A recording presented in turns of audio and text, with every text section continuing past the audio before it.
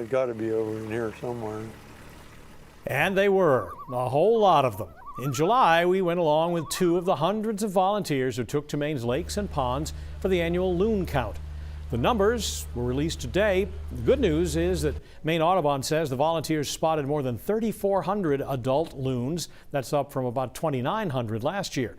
But the spotters only counted 224 loon chicks this time around, compared to more than 400 last year.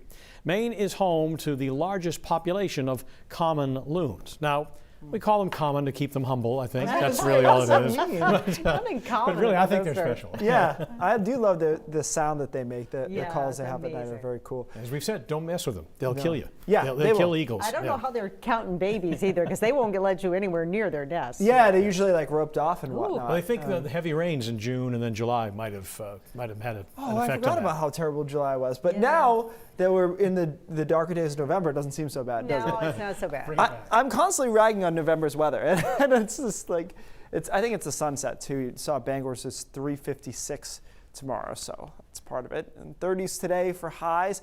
Really turned the corner where now we're getting 30s during the day, even with sunshine. Our average high is 44, so we actually are running a little bit cool for this time of the year. Overnight lows dropping down into the 20s. Most of us will get in the teens though. And even Portland and Wiscasset and Rockland, I've got us at 20-21, but I think there's a possibility we could drop to 18 or 19 briefly early tomorrow morning. That'd be the first time this season for a lot of coastal communities that we get into the teens. So cold. Remember that storm system before we left for Thanksgiving? I was jazzed up about the possibility of this storm today. Well, there it is. They have all the fun. Too far to the east for us, just some rain and snow out towards Halifax. It never really connected for us as far as the potential for a snowstorm. So disappointed or not, I'm not sure. I was, but not everybody was. Clear overnight tonight and cold. Tomorrow's a nice bright day, but again, it doesn't warm up that much. We stay in the 30s for highs in the afternoon, 20s in the mountains. Clouds come in overnight tomorrow night, and Wednesday's a mixture of sun and clouds, although it is a bit warmer. Right around 40 degrees on Wednesday afternoon. Next storm system moves in on Thursday. You'd think it's going to be snow because it's been so chilly, but not quite. Might start as a few snow flurries and sleet pellets, but eventually warm air gets into the system Thursday, middle of the day, and we end up with rain in a lot of spots, and most of us will be in the mid-40s during that rain. The reason that this won't connect as a snow event is the low is too far north. So typically, not always, but typically, when the low is to the north, you're going to have a hard time getting snow because the warm sector gets involved. That's what happens on Thursday.